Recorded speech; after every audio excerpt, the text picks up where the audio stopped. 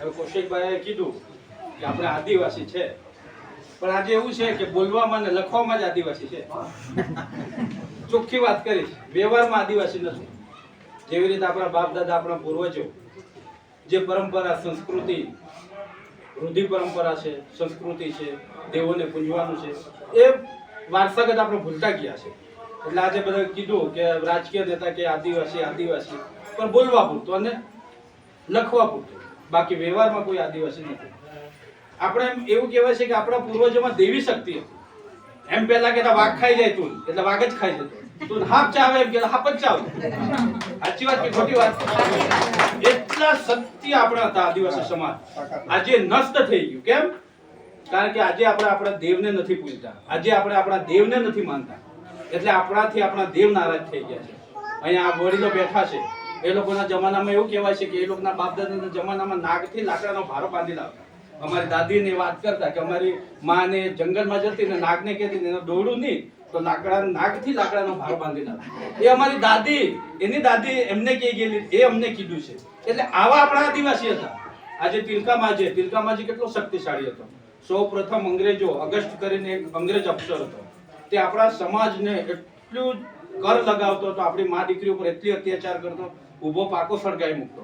પણ આ તિલકામાજીમાં એટલી દેવી શક્તિ હતી કે અગસ્ટ કલેક્ટર, એ અંગ્રેજ ઓફિસર, એ ઘોડસવાર કરતો હતો અને ત્યારે તિલકામાજી દોડીને તારના ઝાડ પર ચડે છે અને એક તીર અને એક કામઠું લઈને જાય છે અને પેલો ઘોડસવારી કરે છે અને તારના ઝાડ પર ચડે છે અને તીર વીંધે છે અને છાતીનું આર પાર કરી નાખે છે પેલા અગસ્ટ કલેક્ટર, અને ત્યાં જ ઢેર કરી નાખે છે. આ એમની તાકાત હતી. એ કોણ હતો? આપણો આદિવાસી જ હતા. એ આપણા પૂર્વજ જ હતા, આપણામાં આજે નથી. આજે એમ કહે કે ભાઈ 5 કિલોમીટર ચાલો એટલે લોસ થઈ જાય. આજે એમ કહેવાય છે કે ખેતરે જા તો ગાડી લઈને જાય ખેતર. આજે એમ કે છોકરાઓને કે ભાઈ નીંદવા જા તો ભાઈ નીંદતા નહીં આવે.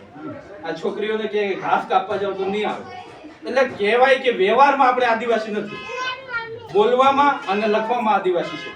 આજે એક પણ જુવાનીને કીધું કે ચાલો ભાઈ માતનીય દેવ પૂજો, વાઘ દેવ પૂજો, ગમણ દેવ પૂજો, ઉજમણી પૂજો, ગામ દેવતી પૂજો, તો કોઈને આવડતી નહીં.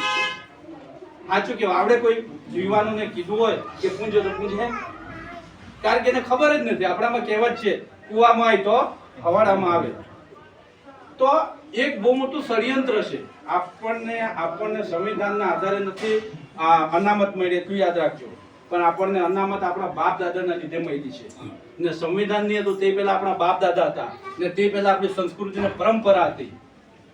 આજે સૌથી મહાન, આખી દુનિયામાં સૌથી મહાન સંસ્કૃતિ હોય તો આદિવાસી.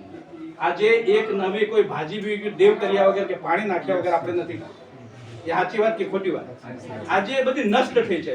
આજે પોતાના ગામમાં ગામ દેવથી પૂંજવાની હોય, હિમાલયો દેવ પૂંજવાનું હોય તો ગામના વાહવો, અમારા વાહવો કહે છે, કોઈ પટેલ કહે તો 10 રૂપિયા લોકો નથી આપતા. એમ કહે છે કે અમે ભાઈ હિન્દુ નથી, કે અમે આદિવાસી નથી, અમે નહીં આપીએ, અમે તો ખ્રિસ્તી છે.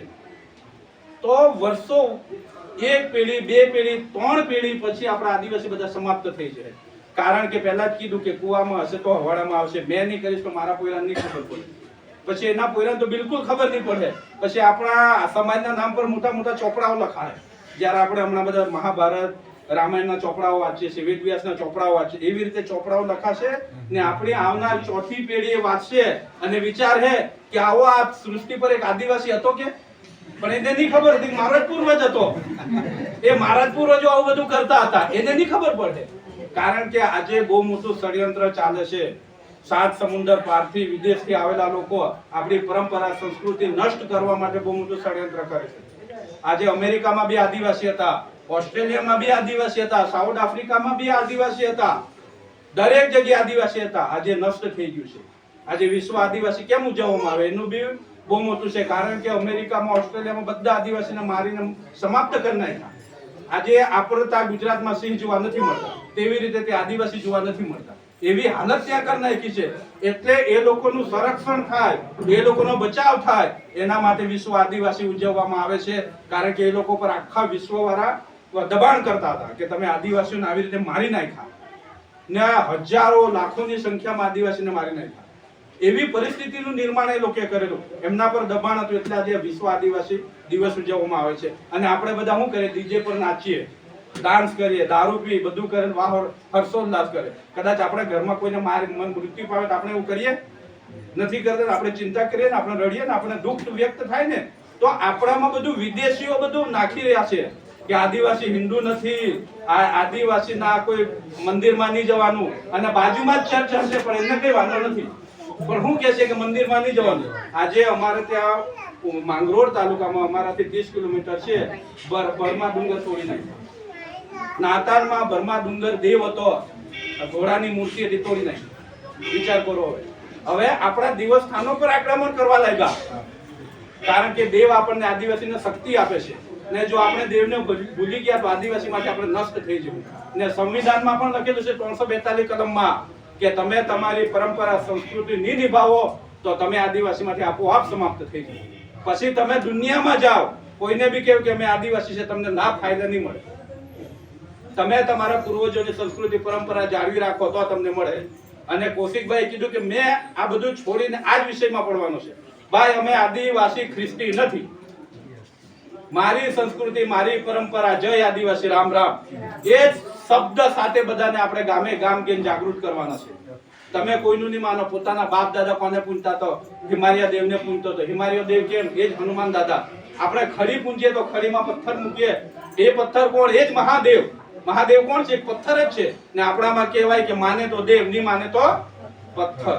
ને આપણે તો પૂજા કર્યા વગર દેવમોગરા માતાને તો આપણું નવું અનાજ આવે એને ચડાવ્યા વગર આપણે ખાતા બી નથી, ઘરમાં બી ઘાલતા નથી. એ આપણી પરંપરા છે, અને એ પરંપરા જે દિવસે નષ્ટ થઈ જાય તો અહીંયાથી બેહેલો કોઈ આદિવાસી રહેવાનું નથી. ખાલી બોલવામાં અને લખવામાં જ આદિવાસી રહે. એટલે હમણાંથી જ ગાંઠ મારી લેવું કે મારે મારી બાપ દાદાની સંસ્કૃતિ પરંપરા જાળવવાની છે. આપણે અમારા ત્યાં કે રામ રામ બાયા, રામ રામ દાદા બોલતા જ છે ને વર્ષોથી બોલતા છે. ત્યારે કોઈ એ નહીં હતું, કોઈ એટલા બધા ભણેલા ગણેલા નહીં હતા, પણ એ લોકો સંસ્કૃતિ ટકાવી રાખી છે. કોઈ બીમાર નહીં પડતું હતું, કોઈ દવાખાને જતું નહીં હતું. આજે કેટલા જણને હૃદય રોગ થાય છે, આજે કેટલા જણને સુગર છે, પ્રેશર છે, કેટલા જણને ચશ્મા આવી ગયા. આ દાદી લોકોને કોઈ સુગર પ્રેશર નહીં અહીંયા બેહેલા છે, પણ આજની છોકરીઓને સુગર પ્રેશર હશે. આજે કેટલા ભાગની મા દીકરીઓ સીઝર કરાવે છે, પહેલા કોઈ સીઝર નહીં, બધું નોર્મલ હતું. કારણ કે આપણી પરંપરા સંસ્કૃતિ બધી ભૂલવા લાગ્યા છે. દીકરીઓમાં બી નથી, એવી રીતે છોકરાઓમાં બી નથી. તો એને આપણે ટકાવવી પડશે, જાળવવી પડશે. ને કોઈ બહારથી નથી આવવાનું.